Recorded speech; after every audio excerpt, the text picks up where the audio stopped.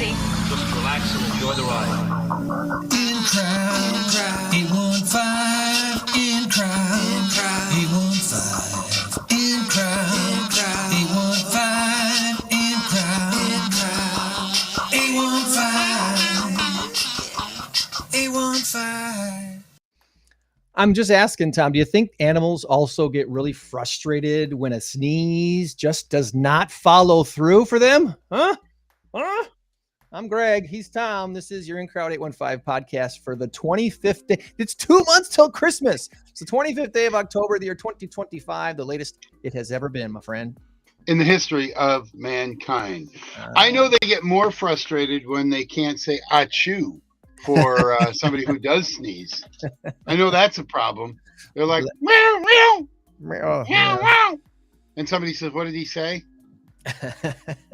Yeah, I don't know. That's horrible when you can't finish a sneeze. I know. It's so frustrating. It's so frustrating. Well, we've got a good show for you and the person probably still sleeping next to you. So give him a little elbow and say, hey, wake up. Greg and Tom are talking. It's the In Crowd 815 podcast for the week. And yeah, we're going to be talking with Amy Newell. She's the executive director Waking them up. of the Arc Waking up, of Mr. Winnebago, Cubby. Boone, and Ogle counties. And Mr. Cubby there. Mr. Cubby. Is Waking Mr. them up. Cubby happy or sad that the Dodgers got crushed by the Toronto Blue Jays last night? You just ruined question number 6. Thank you very much. Okay. I will be changing question number 6. Yeah, but I didn't say that the Grand Slam home run was the first one ever by a pinch hitter in a World Series. I didn't say that. So that's kept that a secret. You ruined question number 5 too. Let's try Okay. this.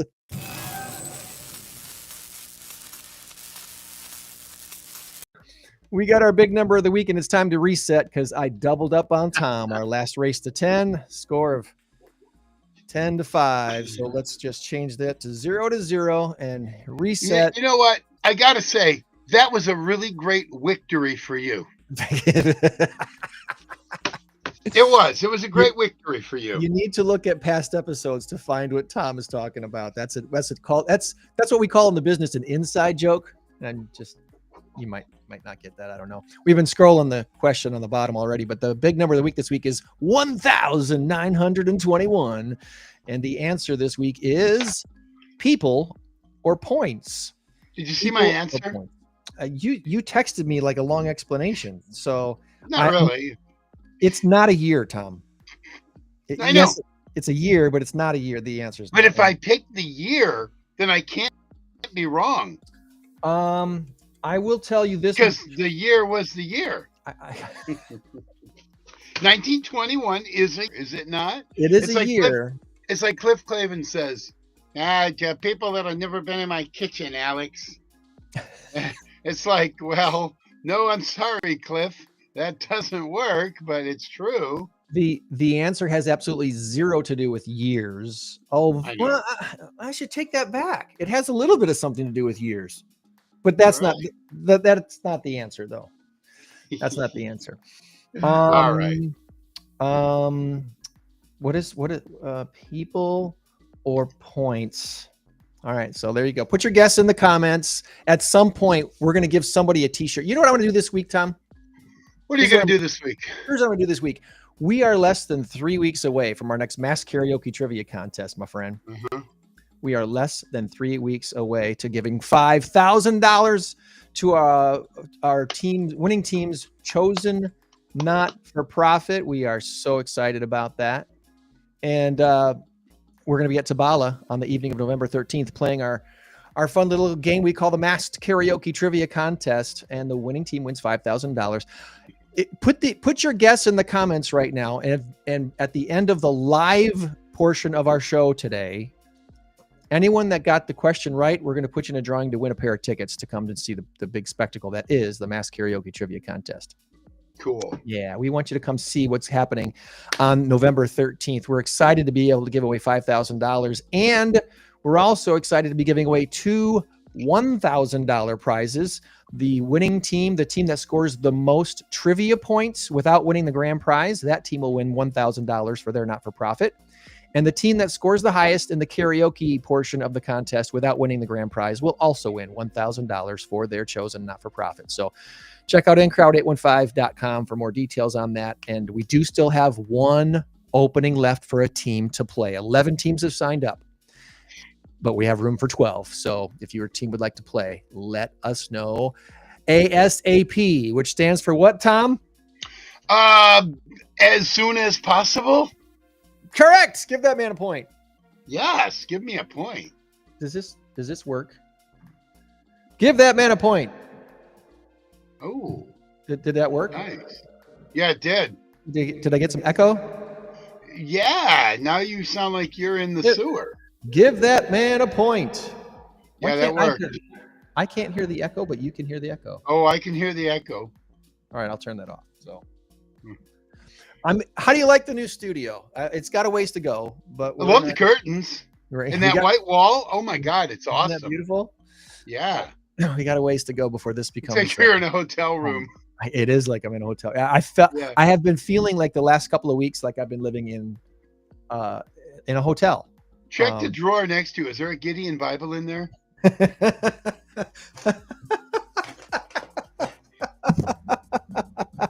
Oh, you are in a hotel. Oh, you were driven out of your house by snakes. This is my New Testament, Psalms and Proverbs, donated by the Gideons International, ladies and gentlemen. Well, there you go. There you go. Some old phone numbers. Yeah, wow. So you didn't steal it from a hotel, did you? It was given to me by the Gideons. And yeah. All right. Linda's guessing people. Linda.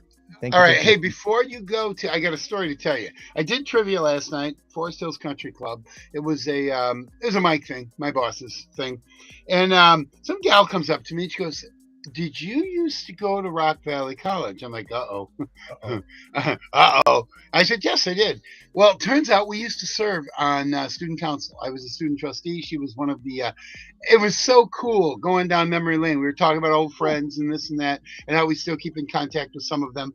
And it turns out she worked in nonprofits most of her life. So I said, check out the 815 podcast. And Jen, if you're watching, hi, how are you? And so I told her, I says, basically we do nonprofit stuff, and we do, anything that has to do with community service, community affairs, whatever. And so hopefully she'll check it out and can make use of this podcast. And she believed you? Well, if she tuned in, yes, she did believe me. Yeah. Didn't ask for a number. Don't worry about that. I gotta give Tom a little grief because sometimes I feel like he's not promoting the show very well. And today is episode number 290. Okay, so we've been doing this for a little bit. I'm waiting till episode 300. Then that way I know it's for real. All right. I don't want to promote something that I don't know is gonna. No, I'm kidding. Let's bring in our guest. Why do you think I don't promote it? Come on now. Our guest today is the executive director of the Arc of Winnebago, Boone, and Ogle counties. How can she juggle 3 counties at once? Well, have you ever juggled 3 balls at once? It's the same thing. It's just you're just juggling counties. Amy Newell, welcome to the In Crowd 815 podcast. Well, good morning. How are you guys today? Awesome. We are wonderful. I have to tell you, Greg, with the blank wall, it speaks to volumes that we need to get you over so you can see some of the art from our Project Art group, so you can get that on your wall. There you go. Oh, there you go. Yeah. We donated a bunch of stuff to the Art Walk this year that took place October, was it 8th, a couple of weeks ago. The house that we bought, the house that we moved into, was occupied by a really good artist who had to leave the country and left a lot of artwork behind. And so we sent some of it back that we could, that they really wanted back, and the rest we donated to the Art Walk here. And it was really kind of cool to have that displayed in Rockford and get checked. That was very generous of you. It was cool. It was generous of her too. It's generous of her. So really appreciate that. But before we get into all things Arc, we want to get into all things Amy Newell. So tell us about yourself. Where did you grow up? Where go to school? What was Amy's childhood like? Where'd you grow up? So I was born and raised in Rockford. Okay. My parents still live in the house that they bought when I was 5 years old over on the northwest side. Oh, I went to Westview Elementary School. I went to Jefferson. No, I did not go to Jefferson. I went to West High School and graduated from there when it was still a high school. Way back when. And Tom so went there. Yep. So I was an 88 graduate. 89 was the last year. Um, I had one of those, what I would call traditional West Side childhoods where, my parents were really active in the school. And, I was kind of raised by those people that said, when you don't have the money, you give the time. And if you have the money, you give the time and the money. And so my mom was a Girl Scout leader. My dad was the Boy Scout leader, and all the PTO things, and all of those great things. And then I went to Luther College in Decorah, Iowa, where I got my bachelor's degree in English and secondary education, and I got a minor in religion, and ended up back in this area kind of unexpectedly, and the twists and turns of our life take us to where we're supposed to be. And I started here at the Arc back in 2013. Okay. Well, that is so cool. I got to ask you one question. Westview, I live 3 blocks from Westview. Okay. How close did you live? I live on the corner of Church and Pierce, not on a couple houses in. Yep. So how close to there were you? My parents live over on K Avenue. So up by North Main and Riverside, our backyard is the field to where the old Highlander was. We actually watched them build the Highlander. Okay. But my grandma and grandpa lived over on not Belmont. Oh my goodness, my brain is just not working. Fremont, probably. It's how horrible is that? I've written it 1,000 times on a letter when I would remember when you would write letters? No, yeah. it starts with a B. How horrible is that? My uncle still lives there, just literally a block north of Halstead. Well, what would it be? Belmont is there. It is Belmont. Belmont. It has to be Belmont. Yeah. It's Belmont Boulevard. Yep. As soon as I said her address in my head, I got it. Yeah. Okay. That's cool. That's cool. Give her a point. That's just on the other side of Halstead. Give her a point. I get a point for a little bit of memory this morning.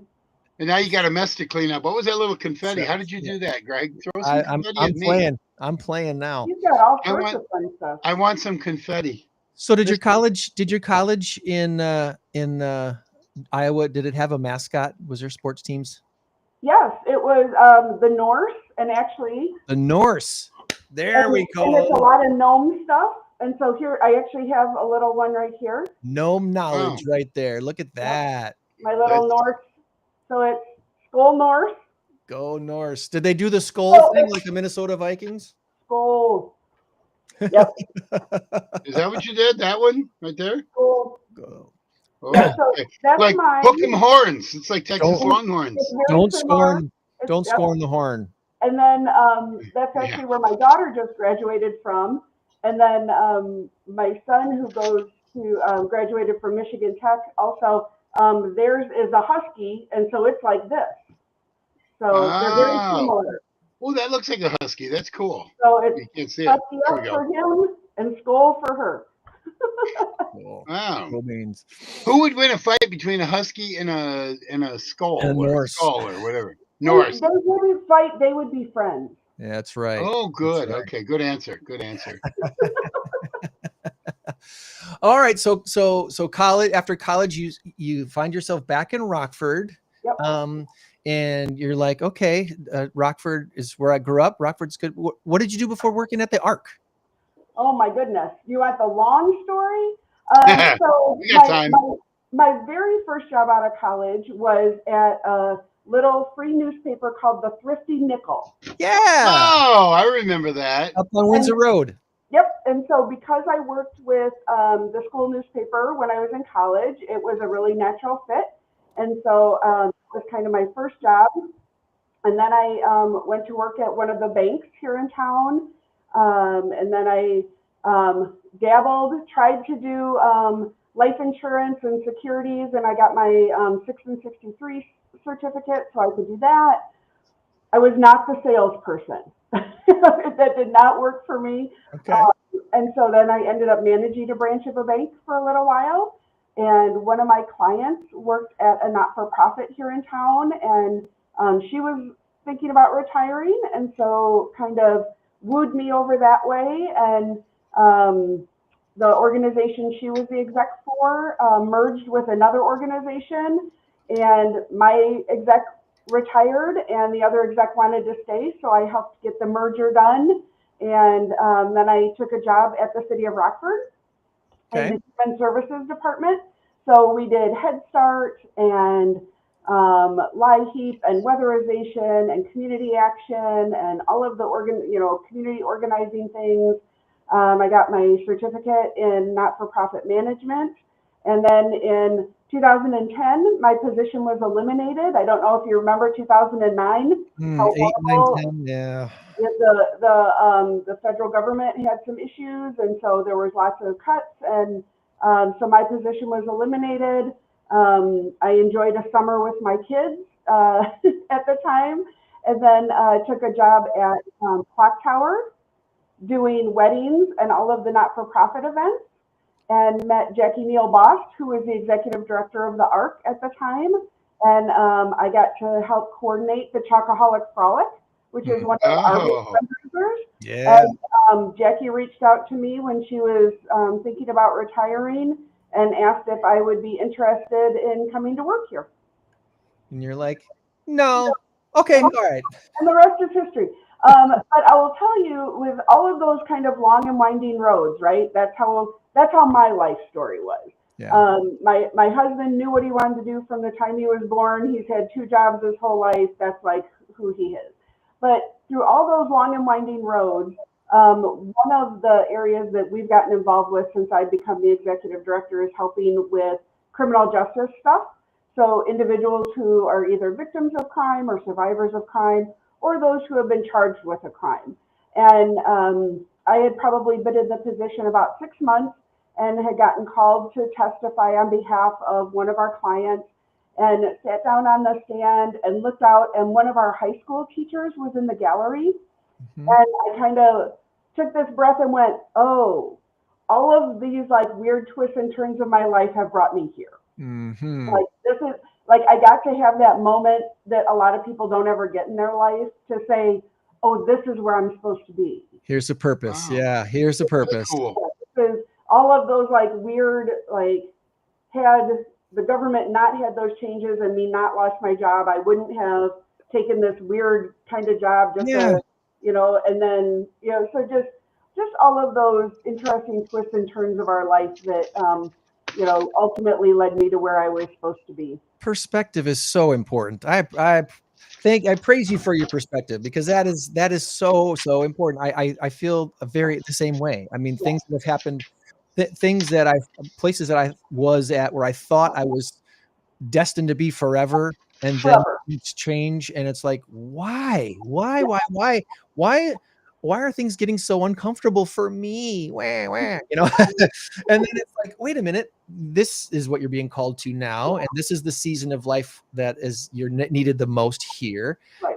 And I've had probably 3 significant life changes in my life, and even this last one was kind of like, really, this doesn't seem at the right time for this, and then here I am now going, wow, perfect timing. This was great. This was great. It's been nice as my children have aged and spending time with their friends to really get to talk to them about the fact that life for everybody isn't linear.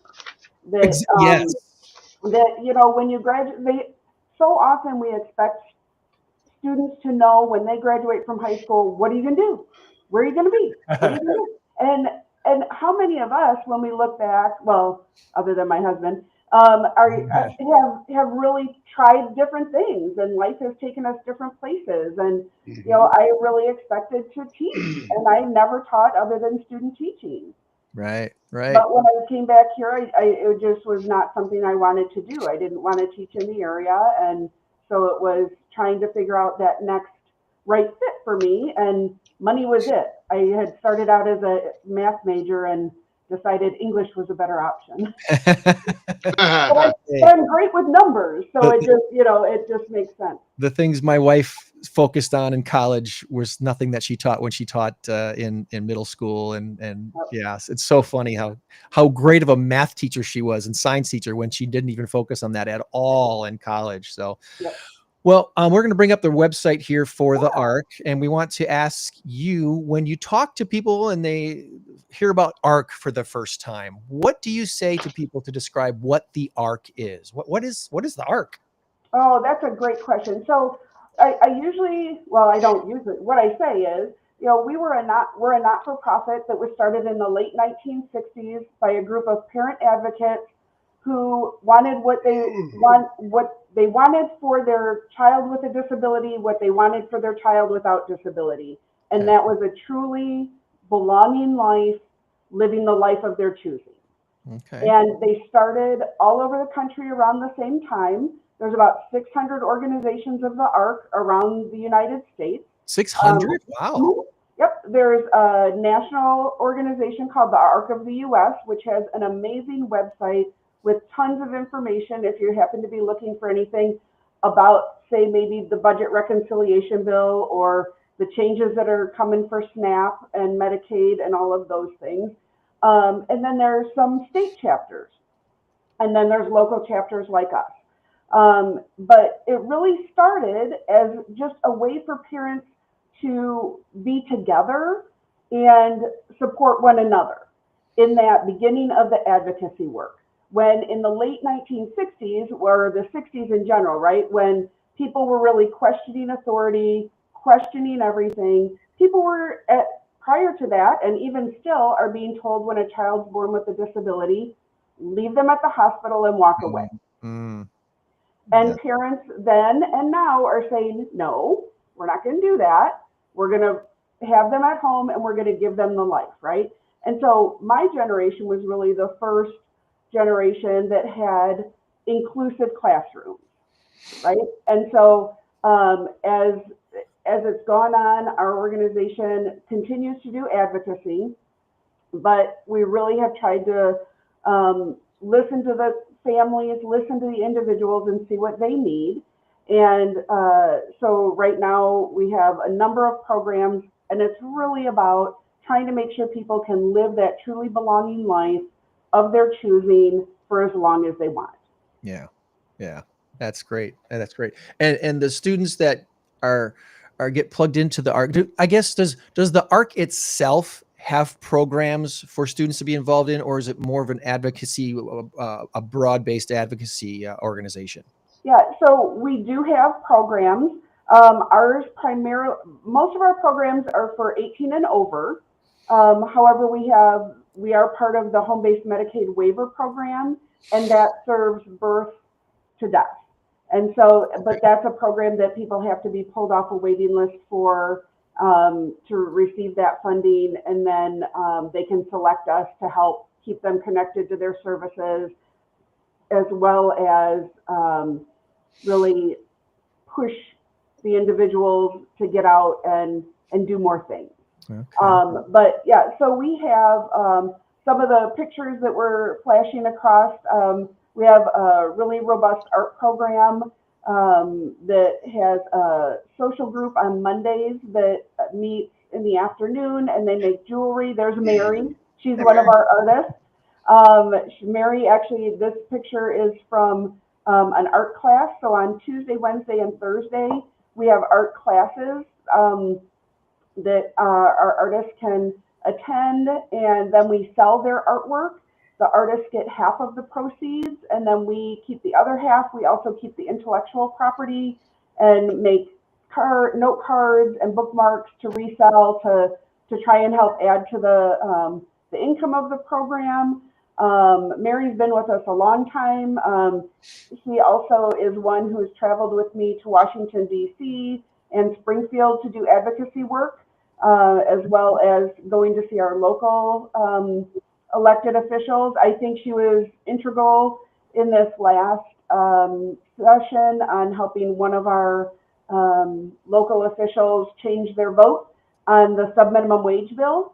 I think that she helped them understand the importance of paying people with disabilities a livable wage, not allowing them to be paid less than, because Illinois was one of the states that still had 14C certifications that organizations could get to pay piecemeal work. And so somebody might work all month and get a check for $1. So Mary, I think, was one of those that worked really. She is tireless and willing to tell her story, which is so critical for most people to really hear people's stories. She's also just been trained on working with individuals with disabilities who are survivors of domestic violence and telling their stories and really being brave enough to go to the police. Yeah. It's one of those things that we continue to work with. We do free training for any first responders on working with individuals with disabilities to ensure that they're being heard. Because so often people with disabilities are either discredited as not good witnesses, or because it may take them longer to tell a story, or they may need to type it out or write it out. They are less likely to say what's been going on, because not everybody gives them the patience to do that. So Mary's been really great about that. I got off on a tangent. I was talking about art. Sorry. These are two of our artists as well. I just love these two guys to death. But they're super fun. And so our art program is really fun, and it's not just about that creative piece, but it's about reminding individuals to use their voice for whatever that might be. The gentleman that uses the wheelchair there paints a lot of Black icons, and just does beautiful, beautiful work. He's a cool guy. And then we try and participate in a couple different art sales every year. The big one, of course, is Spring Art Scene through the Rockford Area Arts Council. And we've been able to partner with the Community Foundation. They've let us use their beautiful building to display our artwork. This spring we had, I believe, 85 pieces that were on display, and we sold 40. So it's a great partnership there. We're just really thankful for the Community Foundation for all they do in our community, and that's just a piece for us that we get to use their beautiful building to display our artwork. If you've never been to their space, I strongly encourage you to go check out their building. Go to their next open house. They have a wonderful, wonderful opening there. Yes, absolutely. So that's our art program, and then we have a family advocate in the building who helps with guardianship assistance. So families who need to obtain guardianship, we will help them with that at a low cost. Typically, if you do that through a private attorney, it's going to cost around somewhere between $3,000 and $5,000, depending on how detailed you're talking. For us, we charge $700. The attorneys get half of that, and we get the other half to do all the paralegal work and all of the really walking families through. When I first started, there was a lot of push that anybody who showed up and asked to get guardianship, we just did it. And we really shifted that, and really trying to make sure that that's the right choice, because we don't want to take people's rights away if we don't have to. Because full guardianship does that. It takes all rights away. And in Illinois, if at 16 somebody with a disability got a driver's license, and then at 18 somebody gets guardianship of them, they lose their driver's license. They're not allowed to drive. And so we really talk through some of those things because so often it's not that they need a full guardianship. The parents are concerned about how they might spend their money, or that they might get connected, or they might get talked into signing to buy a car or something like that. And so we talk about powers of attorney. We talk about joint bank accounts, that it's really about, because I often point out that I know that there were lots of decisions I made that my parents didn't like, but I had to learn from those, right? We learn from our mistakes. We don't learn from the things we did right. And people with disabilities are no different. They need to be given the choices, given the opportunities, because we can't deny somebody a life by trying to keep them safe. Right. Like it has to be about making sure that they can stretch their legs, stretch their wings, and do what they can. And then if they need help, they get help. So we try and really talk through that with families so that they don't think that that's the only choice. Okay. Then we are representative payee for almost, I was going to say almost, and then I was going to give you an exact number. We're rep payee for 45 people in the community. And so that is people who are living on their own. They just need help managing their money. Okay. Some will work, some don't, but they all live in their own apartments and just need some assistance with really managing their funds and making sure that all of those things are okay for them. Most of them are really scared right now with the SNAP benefits going to be potentially canceled as of November 1st. So we're working really hard to make sure that we get all of the food pantry information to them, and soup kitchens and all of those things, so that they know where to go. If that happens, you know, we're always cautiously optimistic that that's not going to happen, but well, one of the big things you guys have become known for recently was what you just talked about earlier too, is the meeting at the Chocoholic Frolic, the past director there. That's become a really big thing for you guys. Yeah, the Chocoholic Frolic is an annual fundraiser for us that has really changed and morphed over the years. We took COVID and turned it into a to-go option. Yeah, that was great. That was a great addition to the whole thing. Yeah, it really made a big difference, and it really allowed people an opportunity to try all of the sweets. Because I don't know if you ever attended Frolic, but I couldn't imagine having walked in there and really thought I could have tried everything. So this way, you get to take all of the treats home and sample them as you go. Yeah. Right? You don't have to. You don't have to try and gobble it all down in one night. No, it's one of our favorite things of the year is getting that box full of samples now. It's awesome. Yeah, we and I love that we have ice cream. Yeah. The ice cream is a fun part. Dairy House up in Rockton. Brent up there is amazing.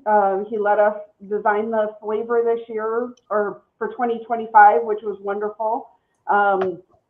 I saw you were trying to pull up 26. We're getting ready to make everything go live the 1st. November 1st, everything will be live with that. Thank you for putting the link in the chat. There we go. Yeah. Make it easy for everyone to go right to your website. Yep. The arcwbo.org. Are you in need of volunteers for anything specific here at the end of the year, or right away at the beginning of the new year? You know, if anybody would like to volunteer to help at Frolic, that would be great. Okay. We don't need as many as we used to, but we still do need quite a few. And then our art program regularly needs help. Okay. Sometimes it's just people to be there. Sometimes it's finishing jewelry pieces, because you know, some are individuals that are there for beadwear, do such a great job getting all of these bracelets and necklaces made, but they can't do that little work to finish things off. And so volunteers to help with that are wonderful. That's even something that people can take home and do, you know, if they're sitting watching TV. That's just too little for me to see, so I can't do any of that. But we always, the big thing we need are donations, right? Okay. We go through copy paper like crazy here in the world of, we're a paper-free world, right? No, we work for the home-based program works for the state, so we have a lot of paper, and so we need to. I know that seems silly, but copy paper is a big one, and then monetary donations for art supplies are always really helpful because there's a lot of grants that don't allow us to buy supplies for that program because it's considered a consumable, but we don't necessarily need people to donate paint and that sort of stuff because we often then have to go through and make sure things are working or they're not exactly what we needed. And so it's really nice if we can get money to purchase the things that we know that the artists are wanting. Yeah. And I know that may seem strange, but we often get these very generous and lovely donations that then we can't use either. Yeah. And so we tend to then pass them on to another organization. I'm really excited to check out downtown. There's a new place that uses recycled things like that. Okay. To do art, and I can't remember the name of it. I'm sorry, but we tend to try and give them to other organizations that work with our population that may be not, I'm going to call it as structured as we need to be for the art program. So sure. So there's a place to link here on the website to volunteer, to donate. Is there a local business that's been a great partner for you guys? You mentioned the Community Foundation of Northern Illinois and how they've helped you guys out. That's been great. But has there been a local business that's partnered with you that you'd like to kind of give a shout out to today and thank for helping the ARC out over the years? Oh boy, you're putting me on the spot. We have so many. So the Chocoholic Frolic can't happen without all of our chocolate donors. Mm-hmm. So every business, so those boxes that people take home, every one of those treats is donated. So when our providers, we call them providers, our chocolate providers, sign on to help us, they have to make 350 individually wrapped pieces. And that's really a big commitment when you talk about how much chocolate costs, right? I don't know, maybe you guys haven't gone out and priced chocolate lately, but it really adds up. And so we're just so thankful for every one of those. I will tell you, every time we set out our provider letters, the very first one we get back is Jana from Nothing But Cakes. Yeah. She is tenacious about the community. So thankful for her. Liz at Halo Bake Shop, Sugar Jones, Sugar Britches up in Rockton. Obviously Brent at Dairy House. Connie at After the Vine. She always donates the little chocolate wine that goes in the, and then she also donates bottles of wine for our wine pull at our VIP event. The Scoop in Winnebago is a good supporter of ours. And then of course, Dairy Farmers of America, which it used to be Muller's, used to come to our in-person and have all of the milks, right? All of the different chocolate milks, all of the different things. But the Dairy Farmers, since we've gone to the to-go, have given us ice cream sandwiches. They gave us chocolate ice cream sandwiches a couple years ago. I didn't even know there was such a thing. They were yummy. Yes. But so everybody that donates to those boxes are critical. But then there's those other donors that are sponsors for events, right? And so we've got Gambino Realtors, who is always on. John Krause is amazing.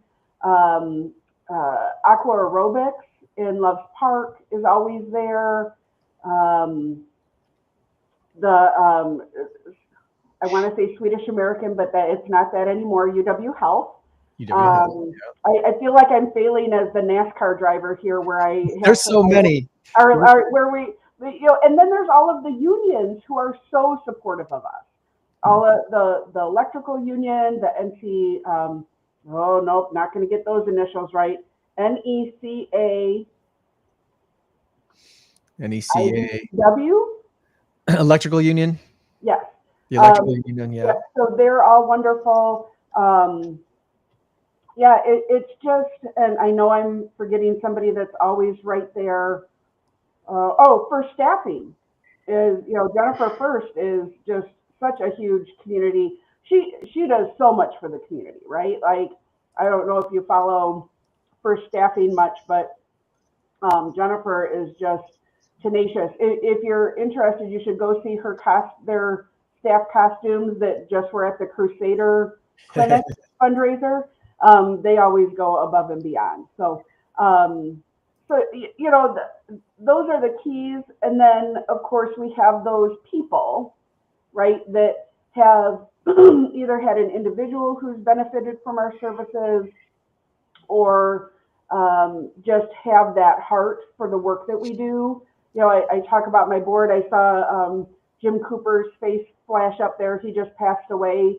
He was a longtime committed board member for us, who was an individual who had seen the world through both sides. He was born neurotypical, had been involved in a motorcycle accident in his 20s, and became disabled through traumatic brain injury and physical disabilities. And he became a tenacious advocate for people with disabilities. And that's really what it's about, is trying to make sure that everybody's voice can be heard. And the Frolic is one of those fundraiser ways that allows us to provide the programs. So the art program is one that we're always raising funds for. We do rec nights 3 times a year. We have a book club that meets twice a month, 2 times a day, twice a month, that is just growing every day. We have life skills classes that are really cost almost nothing to attend. We do free training for families and individuals who are transitioning in their life, whether that's from high school to not being in high school, or if they did college to being on their own, they're changing jobs. It's called future planning. We offer that 4 times a year at no cost to families. And then, as I mentioned, all of the free training we offer to our first responders. Those are all just really critical things. We did in August just start a gaming group up at Cataclysm. Okay. So once a month, there's a group that's been getting together, and they can play either what we would call role-playing games, so Dungeons and Dragons-esque, but we call them one-shots.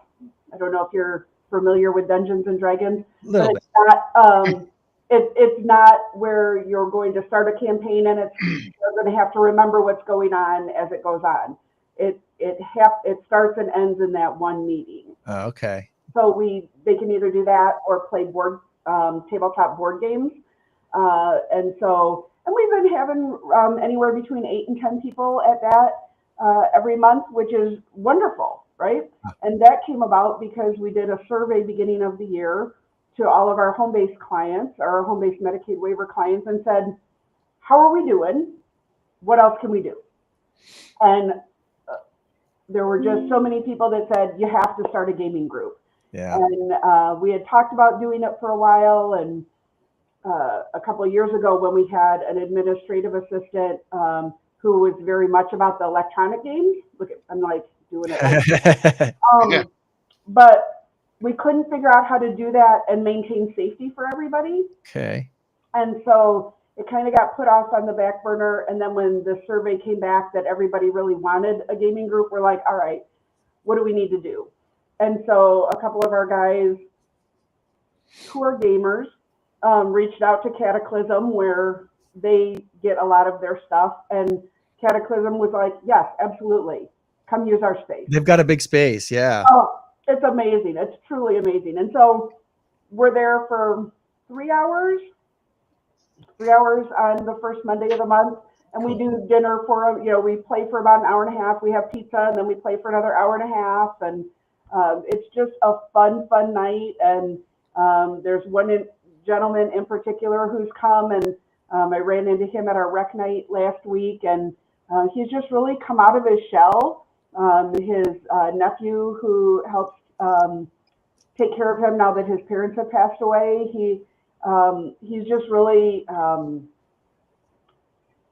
it's just wonderful to see. It's just wonderful to see people taking everything to that next level for them. Nice. So Frolic is one of those things that helps make it so that we can do that. That's the biggest fundraiser of the year, right? That's the big one. It's the biggest fundraiser of the year. We do a breakfast now called the Great Dream Machine. It transitioned from the Great Home Giveaway. A lot of people know about the Great Home Giveaway. Yeah. But before I started, the board had decided we weren't going to do that anymore, primarily because at that time, I'm not sure if you remember the housing market, but things were changed. the last 5 years of the Great Home Giveaway, people were offered either the house or $100,000, and they took the money, and then we had to sell the house. Yeah. And unfortunately, we had to hold on to the house for a number of months, all 5 years, and which then has costs, right? You have to keep the water on, you have to keep the heat on, you have to keep the lawn mowed, you have to be a good neighbor until the house is sold. And so the board had decided to not do that anymore. We tried to do it as a raffle for a while, but it just didn't pick up the steam we thought it would, and it wasn't cost effective. The ROI just wasn't there. And so we decided to try and shift it a little bit and went to this breakfast that's an invite only. We have table captains that invite people to hear about us, and it's become really a great event. Our keynote speaker every year is always one of our clients, and they work really hard for 2 or 3 months with me and other volunteers to get their speech kind of honed. And they just, every year I'm just moved by their willingness to be so open and sharing with their their lives and their experiences. And where is that hosted again? We moved that one around. Okay. We haven't quite found the home that we want yet. Okay.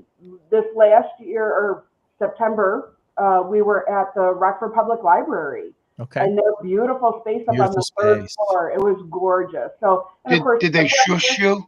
No, because we were there before they opened. Oh, okay. There you go. So it was lovely that we didn't have to be shushed. But, you know, the beautiful sun coming up over the Rock River, out on that, you know, we had the terrace to use as we felt, and it was just beautiful space. I neglected to have mentioned, sorry, Perfectly Seasoned.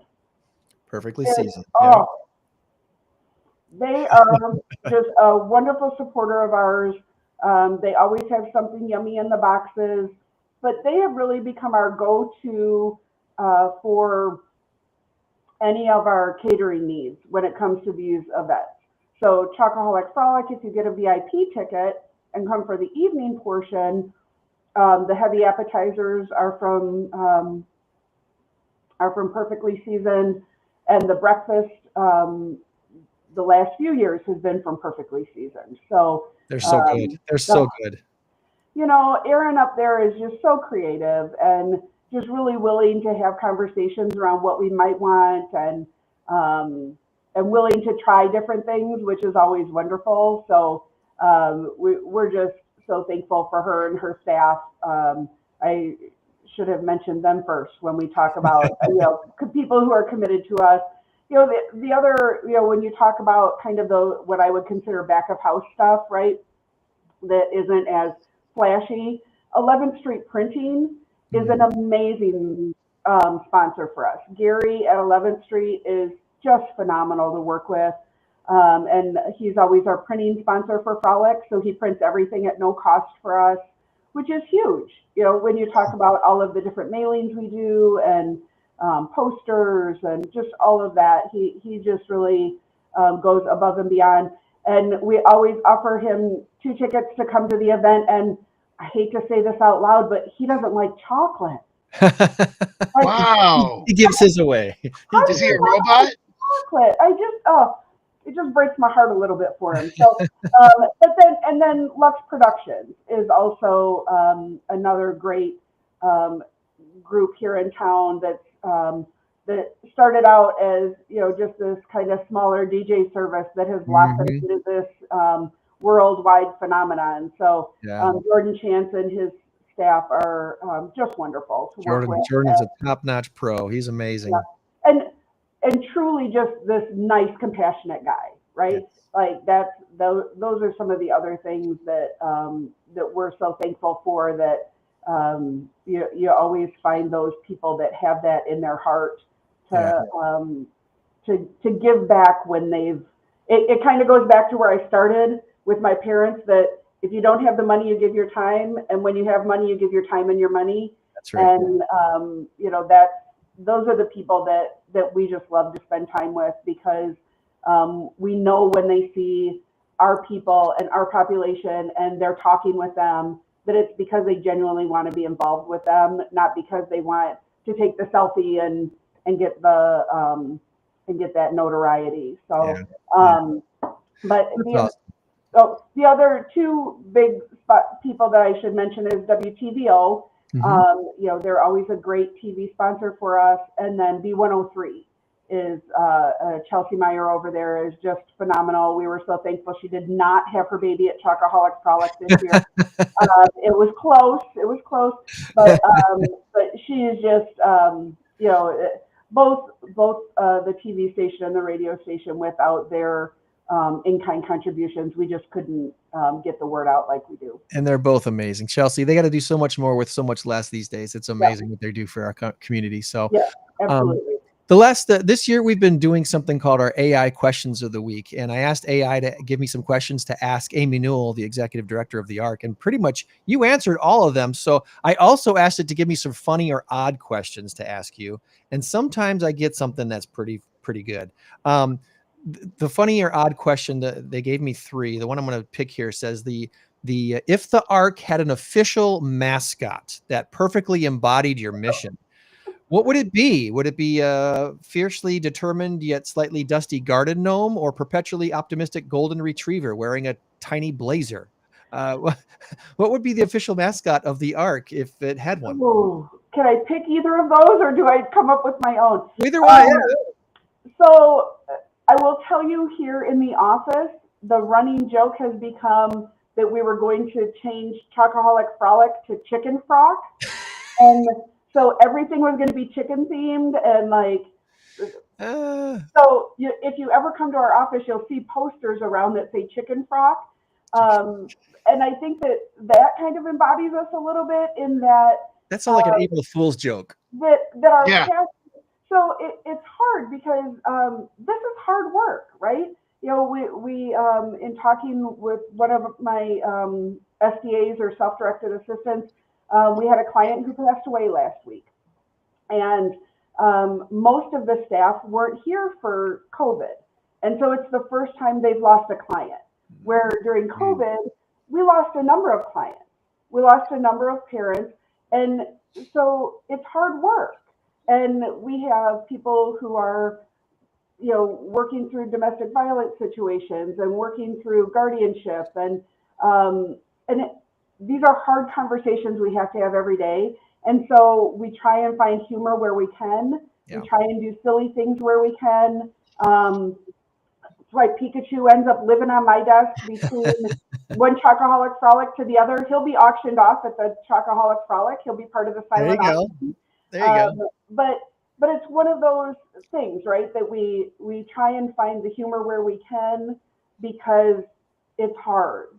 Yeah. It's hard on our souls, and we just try and remember that we're here to help people as much as we can, and so that those chicken frock signs for us make us chuckle, because one, they know that I would never allow something like that, but two, and Lisa at Tamala's like, no hay all over the floor. That's just not. I do like the idea of the golden retriever, because my little doggy Rosie, who's getting trained to be a therapy dog, comes and spends her days here with me sometimes. So Okay. a dog would not be a bad mascot either. Well, we've got a mascot for Tom's Trivia, and you're going to meet that right now. It's time for Tom's Trivia Challenge on the In Crowd 815 podcast. Good luck.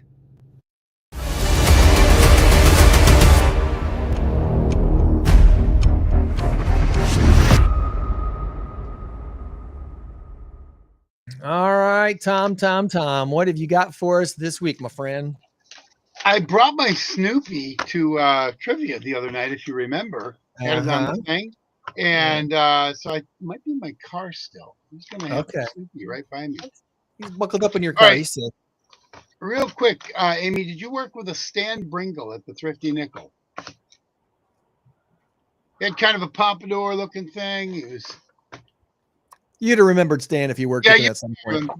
He worked at the Thrifty Nickel, but it might have been later after you had left. So that was decades ago. I'm kind of lucky I remember what I had for breakfast. All right. I apologize. You had avocado toast for breakfast. That'd be funny if I guessed that correctly. Good old Stan Bringle. Yeah, good old Stan the man. Love Stan. He was a good man. All right. You're ready for trivia, both of you? Let's go. We got seven questions. My goal every week, Amy, is to at least get 4. I want to do better than half right, so let's hope we can get 4 of the 7 right. Well, you ruined one of them, so. I am a little competitive. Are we competing or are we working together, Greg? You're a team. Although that would be cool though. Okay. That would be cool. All right. Here we go. Question number 1. Which U.S. state's nickname is the Evergreen State? Is it Oregon or Washington? Evergreen Once State. again, which U.S. state? Well, it's not Washington, Amy, because Washington is the Empire State. So it's got to be Oregon. I don't think that's true, but that's a cute joke. I think it's Oregon, though. I think you're right. It's Oregon. You guys both say Oregon? Yeah. It's Washington. What? That your test is wrong. Washington State is the Empire State. No, that's New York. No, well, okay. Well, I thought that was New York that has the Empire State Building. Well, I don't know for sure that it's New York, but it's yeah. Go ahead and Google it, Greg. Go ahead. All right. And if you find that it's wrong, then you get Is the the state of point. Washington known as the Empire State? Well, you're right. The official nickname for the state of Washington is the Evergreen State. Okay. Well, go ahead and ask. Yeah, somebody did that at trivia last night. They went wah wah wah wah. When somebody got something wrong. I thought it had something to do with the mountain, but anyway, that's all right. Moving on. Curious, New York, I think, is the Empire State. No point for that. All right, let's do no better point on for this you. one. All right. How many L's? This is an easy one. How many L's are in the word officially? Is it 1 or 2? Officially. 2. OFFICIALLY. Officially. I would say 2. I would say 2. I would say you're correct. All right. There we go. All right. You're 1 Give and us 1. a point. Yay. All right. Here's one for you. Which American Revolution figure is considered to be the father of the U.S. Navy? Is it John Paul Jones or Patrick Henry? Once again, which American Revolution figure is considered to be the father of the U.S. Navy? Is it John Paul Jones or Patrick Henry? I think it's Patrick Henry. Because isn't there a USS Patrick Henry? Probably is.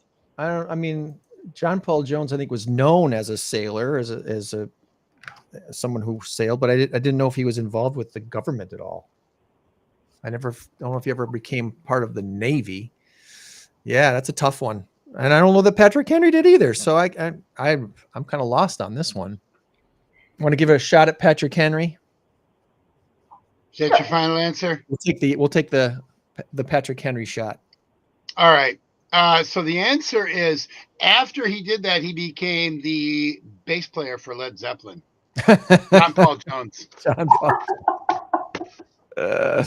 All right, we're striking out here today. All right, Sorry, I'm not much help. come on. You're doing all right. You're doing all right. All right. Question number 4. Here we go. Melrose Place was a spinoff of what early 90s TV series? Early 90s TV series. 90210. Does it spin off of the 90210 show? Amy, do you agree? Sure. Beverly Hills 90210. Hey, all right. We got 2. All right. 2 and 2. 2 down, 2 up. Let's go. All right. You got 3 left. This will determine it. Do you get 4 or do you get 3 right? Yeah. Okay. Here we go. Question number 5. Bowling. In bowling, what is the minimum number of balls you can roll if you bowl a perfect game, which means a 300 game? The minimum number of balls you would roll. So if you get a strike in every 12? frame, you roll 12 balls. Yeah. Well, because Is that your final answer? 1 per frame and then 3 in the 10th because you get 3 balls in the 10th. So yeah. Yeah. 12. 12 is correct. Yes. All right. Very good. We got All a right. shot. Now we go to question number 6. Who won last night's World Series game? I'm kidding. We're doing that one over. We're redoing that one. Jeez. Shohei Ohtani. You guys would have. No, he lost. Yeah. Yeah. All right. Which came first? Coke or Pepsi? Ooh. That is a good question. Once again, which came first? Coke or Pepsi? Oh my gosh. I Dr. think it was Pepper. Coke. I'll agree with Coke. If I would have put Dr. Pepper, it still would have been Coke. So Really? You're correct. Okay. Coke came out in 1886. Dr. Pepper came out in. You know what? 1890s. Dr. Pepper might have come out in 1884. So maybe that was. But anyway, Pepsi came out in 1898. Wow. So Wow. I am kind of curious about Dr. Pepper. I thought Dr. Pepper was the first soft drink. But anyway, the question was between those two anyway. But was so. Dr. Pepper a soft drink or was it first a medicine? I think it was meant for medicinal purposes. Dr. Pepper, 1885, says Google. Okay, 1885. 1885. Yeah. So just barely a little bit before that. I don't remember, Amy. I know that Listerine was prescribed by pharmacists and all of that. In fact, it was a pharmacist that created Dr. Pepper. Right. So it might have been. I think you might be onto something there. But anyway, people started like, this is pretty good stuff. It cured something. All right. Don't ask me what, but it cured something. All right. So you hit your 4. Yeah. So you're 4 and 2. Here you go for all the marbles. All You're either going to be Here we 4 go. and 3 or 5 and 2. 5 and 2, by the way, is completely respectable. That's good. All right, here we go. Rockford trivia. Ooh. Now, this one should be an easy one, but maybe not if you're not Catholic. What does OSF stand for? Office of, or something of St. Francis. St. Francis. Yeah. Oh, goodness. Yeah, I should have said it's a hospital-related question. Yeah, it's something of Order of St. Francis. Order of St. Francis. Yes, you got it. Woo! Way to go, Nicely Amy. We done. ended strong. We ended strong. Did Pikachu give you that answer? I see him in your left He ear whispered, there. He whispered. Okay, all right. Pikachu There helped you us go. out from the background. Yep. Well, I sure appreciate you taking your time to join us today and give us the story of Arc and your story too. And we hope that the Chocoholic Frolic is the biggest frolic ever coming up here in February again. That's a big deal.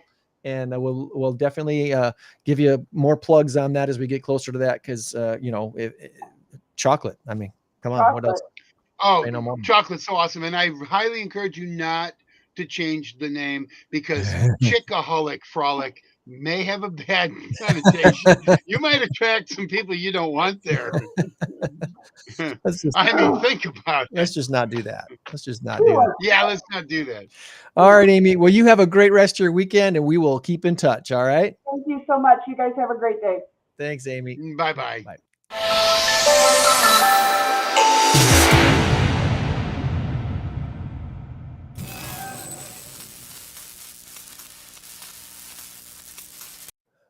Our big number of the week is reset this week because, I did finish with a victory last week. I don't even like calling it a victory, Tom. It's all random anyway, so I don't feel victorious. It's just a goofy game, and hopefully It was a victory. it was a victory, and I would love to be able to put some tickets in your hands if you get the answer right today. For those listeners out there, we got at least one guess out there. So 1,000. Yeah, I saw Lynn put down people.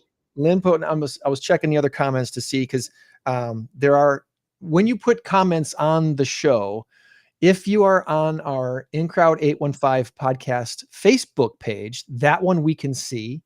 If you are on our LinkedIn Facebook page or our LinkedIn In Crowd 815 page, we can see those comments live as well. And also on Rumble, we can see those comments live as well. But all the other places that the show is currently, Restream does not see those comments for us to see them live.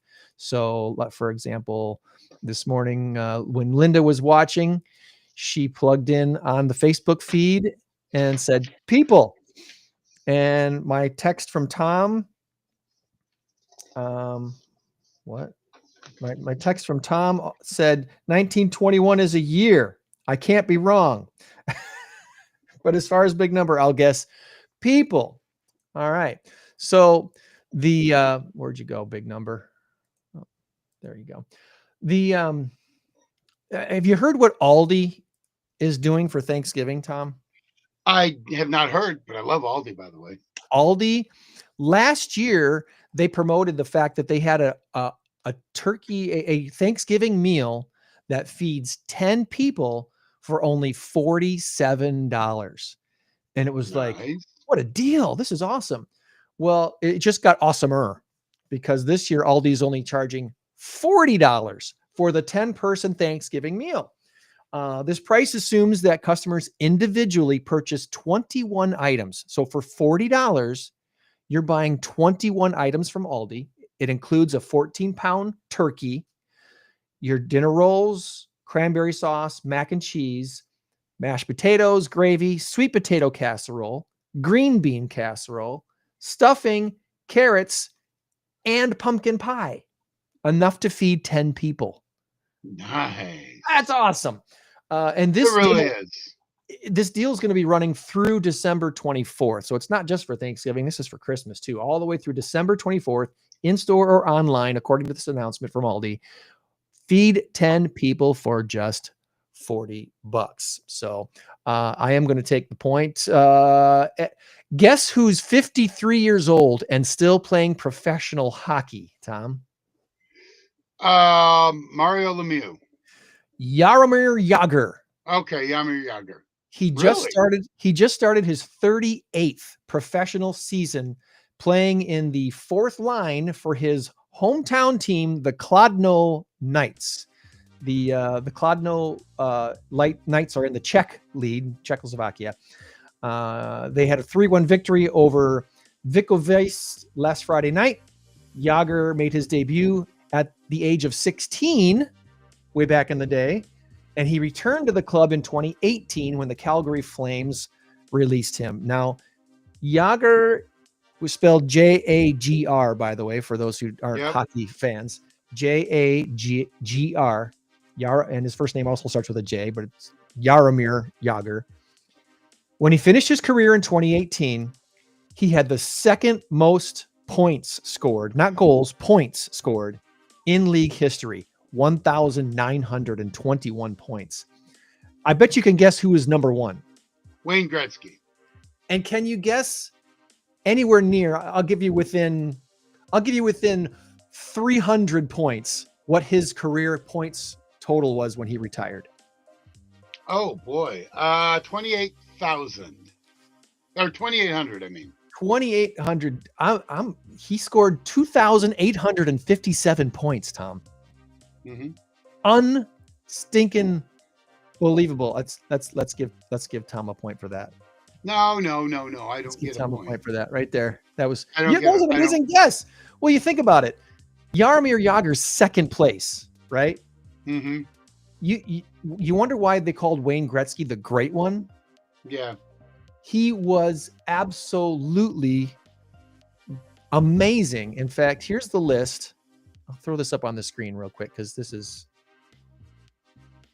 it working? There we go. It's kind of tiny print there, but yeah, I can't see that. But the top 10 are all Canadians except for Jaromir Jagr. And he is what, Russian? Czechoslovakian. Oh, Czechoslovakian. So 2,857, the number of points Wayne Gretzky scored. Of those was 894 goals. Yeah, he was just passed recently by. For goals, it's not on this list. Well, that might be an old list. He just passed him, Alexander Ovechkin. Oh, that's right. Capitals. Ovechkin does have more goals now. Yeah, but he's played so many more seasons. I don't know. Really, not that many more. I don't think. It's crazy. I think Gretzky played in like 16 seasons. Ovechkin's probably in season 18 or 19, maybe. Gretzky had more assists than Jagr had points. Wow. That's crazy. Mark Messier is up there with 1,887 points. Gordie Howe had 1,850. It's just wild. It's just wild how great Wayne Gretzky was. Gretzky played in 1,487 games. Jagr played in 1,733 games. Roughly 250 more games than Gretzky played. And he's still that far behind Gretzky as far as points go. So that's what happens when you skate to where the puck is going to be, not where the puck is. That's rule number one of any sports. If you're in basketball, you go to where the ball is going to be. And football too. We think that sometimes football players, oh my God, that was a great pass. No, that was a great route run because the quarterback throws it and the runner runs under it. We're like, oh my God, how did he place that so perfectly? Well, he didn't really.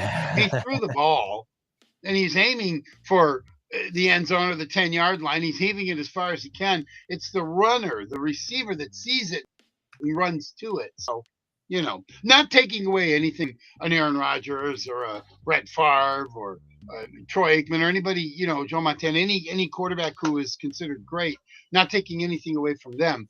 No. But they just have good receivers that get underneath the ball. You had a lot of good quarterbacks throughout the 70s, 60s, 70s, 80s, 90s that didn't last that long in the league because they simply didn't have any. They didn't have a line. They didn't have receivers, a good tight end, a good defense that would keep them, on the field longer to where they could build their stats. One comes to mind. Archie Manning. Archie Manning could have been. You put Archie Manning on. Let's just say Archie Manning goes to the Steelers instead of Terry Bradshaw. Archie Manning has 4 Super Bowls, but that poor guy, he got nothing but beat up. Archie Manning, Dan Marino, a couple of guys that should have had Super Bowl championships and never. Well, Dan Marino had one shot at it, and he didn't win, and I believe that was in his second year. So.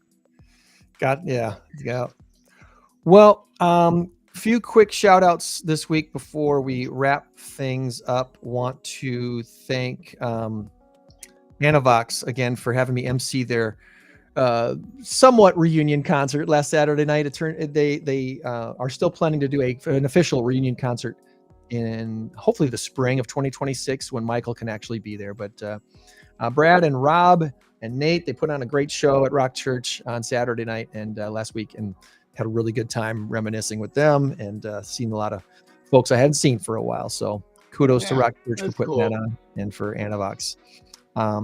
The trunk or treat last Sunday with the Ski Bronx at Sherwood Park was a big success, and thankfully the weather was pretty decent for that as well. So kudos to the Ski Bronx for putting that out there. Other than that, I think this week we did trivia at Louis Tap House Wednesday night. We came in last again. Woohoo! We were there. We were putting up our best effort. Yeah, the team that sits in the corner, Buzz, they're mad at you. They're mad at us? Yeah, because they're normally last. Now you're taking their spotlight. We should have teamed up with them, maybe. I don't know. You know what? You should. Maybe we can. You should. Do that next time. Maybe we can do that. You guys could be the buzzed crowd. Buzzed crowd in 1-5. Wait, 1-5. Oh gosh. Yeah. Buzz crowd 420. No. All right. So there you go. Next week, planning to talk with Paulina Zakowski from WLM and Associates. She's going to be hosting our December event, which is our fundraiser at the VFW post. And where's that flyer? Here's that flyer. Our fundraiser for Veteran Smile and our annual Christmas party for In Crowd 815, which will be at the Ross Pearson VFW on 7th Street in Rockford. If you'd like to have dinner that night, it's $20. If you'd like to sponsor a table for dinner, it would be $100 for a table of 6. Get a little discount there if you buy a table of 6. And you do not have to buy dinner to come to this event. That's an optional thing. But we will be having a lot of fun that night with some baskets, raffles, 50-50, all that kind of fun stuff that you do at fundraising events and Christmas parties. So plan now to join us on Wednesday, December 3rd, 2025 for the annual Christmas party. That's why I can't make it. I'm thinking, hey, I can go to that. No, Wednesday night, yeah. Yeah, Wednesday nights. Thursday night, November 13, is our Mass Karaoke Trivia Contest version 3.0, if you will. I am planning on being there. You got to be there for that, buddy. It's going to be great. It's going to be great. Yeah. Thanks to Medicare 411 for sponsoring our $5,000 grand prize for the winning team. Just saw Tracy Tuesday. I saw her Tuesday. She's excited about it. Yeah, I bet. Yeah. We have a $1,000 prize to the team scoring the most in the trivia rounds without winning the grand prize, thanks to Gemini Solar, and a $1,000 karaoke prize going to the winning karaoke team that doesn't win the grand prize, courtesy of Waldom Electronics. So I want to give a quick shout out to our other great sponsors helping to make this event possible: Iverson Painting, Jess Riley at Envoy Mortgage, JW Innovative Coaching, Haas Towing, Swift, Southwest Ideas for tomorrow. I'm missing a T because there's 2 T's at the end. But Quest 7, the Shane at the networking one, or the marketing one, Shane Worley at the marketing one, and Lucas the Waterman. Thank you so much for sponsoring our event and helping to make this possible. Getting excited about that. The next event on our calendar, though, Tom, is actually this Thursday night at Sunset Funeral Home and Memorial Gardens. They're having their autumn open house in our In Crowd 815 networking event at 5:30. 8800 North Alpine Road is the address there for Sunset Funeral Homes and Memorial Gardens. Hayride through the cemetery. Meet some great folks at Sunset. And bring business cards and a smile, as we always say, for our In Crowd 815 networking groups. Absolutely free to attend. Please bring business cards and please be ready to smile. How about that? All right, before you do that, we get the biggest game of the year. Don't worry, we won't talk Packer football too long, but we got the biggest game of the year so far. Biggest game of the year. Yeah. The Packers and the Steelers. I've heard a lot of things. I've heard the Steelers have a fairly weak secondary. They got a decent line, but their defense is beatable. They're like 27th against the pass and 15th against the run. They're not accurate numbers, but they're close to it.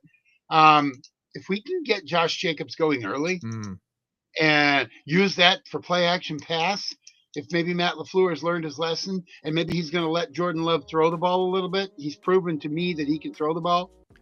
The guy's got 2 interceptions this year. One of them went off the hands of his receiver. I don't know which one it was. My buddy Ron says, well, I don't like his decision making. Really? Well, what did you think of of the decision making by who was the game the other night? Detroit, or not Detroit, Minnesota, and Treasures, right? oh, the Chargers. Yeah. What do you think of Justin Herbert's decision making? Did you see some of those awful passes that he threw? How about Josh Allen? Have you seen some of the awful passes he's thrown? This is overblown stuff. Yeah. It's overblown stuff. Jordan Love is a really good quarterback, and I think he's being held back a little bit by Matt LaFleur. So we'll hope. I'm thinking at some point the light bulb's going to go off, and he's going to say, you know what, Jordan, this is your ball game. When Tom Brady and the Tampa Bay Buccaneers were 7-5, they just lost a game. Bruce Arians said, you know what, Tom, I'm going to step aside and I'm going to let you take more of a role on the in-game, on the field, kind of calling audibles and this and that. And guess what happened that year? They won a Super Bowl. Rolled, yeah. I'm not suggesting the Packers are going to win a Super Bowl. What I'm saying, though, is sometimes the coach has a part of coaching is recognizing that your player is the one that gets it done. Yeah. Your player, you're not using his talents to his fullest potential. So I hope you're listening, Matt. I think my biggest concern. Pretty sure he is. My biggest concerns are the health of the offensive line and the health of Josh Jacobs. I don't know that he's. Jacobs has been an absolute workhorse, but you keep pounding him into that line, pounding, and guess what? You're going to end up with a hurt Josh Jacobs in the next couple of years. Yeah, got to be careful. Your prediction? I say 30-23 Green Bay. You think there's going to be that much scoring? I think so. I think so because I think the Packers are worthy and capable of matching whatever Aaron Rodgers does, and I think Aaron Rodgers is good enough to find the open spots. He's good enough. Will he be upright? Will Micah Parsons? They're going to double and triple team Micah Parsons. Lucas Van Ness is out. Dontavian Wicks might come back. But you know what? That just opens it up for Tyron Hopper, for Rashawn Gary, for Edgerrin Cooper, for Quay Walker. It just opens it up for linebacker blitzes. And you know what? Aaron Rodgers cannot run anymore. He simply can't run anymore. Well, so he's not going to – we don't have to worry about him scrambling. Oh, and by the way, get Nate Hobbs out of there. Send him off to that's not been working. Edmonton Eskimos of the CFL. One of the CFL teams. That's not been. I think 24 to. I'm going to say 24, or I'm going to say 23-19.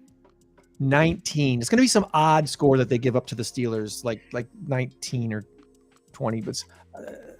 Give him a few field goals. That'd be okay. I'm going to go with 23 for the Pack and like 19 for the Steelers, something like that. That's where I'm going. Well, the reason I come up with mine is I think the Packers are going to have 2 touchdowns passing, 1 touchdown running, and probably 3 field goals. Okay. That's what I'm thinking. All right. I'm thinking Jordan Love's going to have a touchdown pass to probably Romeo Doubs, maybe Christian Watson. I believe Christian Watson's coming back. So, and then probably a Jacobs touchdown, middle of the third quarter, something like that, and then 3 field goals. They'll have a couple of drives that'll stall. And 3 field goals, and I think the Packers will give up a couple of touchdowns to Aaron Rodgers. Yeah, he's hyped. He's hyped. He's hyped. He can say he's not all he wants. He's a liar. He's hyped. Yeah, he is, and I don't blame him. I don't blame him at all. All right. Well, I think if you're ready, I'm ready. Let's wrap things up. Yeah. Thanks, Joe. That's good. Thanks to Amy Newell for joining us from the Arc of Winnebago, Boone, and Ogle counties today. Next week, Paulina Zukowski for our In-Crowd 815 December event. And remember, you change the world when you help one person. Be a blessing to someone today and every day this week. We'll meet you back here next week for another In-Crowd 815 podcast. Goodbye, everybody. Bye-bye. Go Pack. 815 In-Crowd. 815 In-Crowd. 815 In-Crowd. 815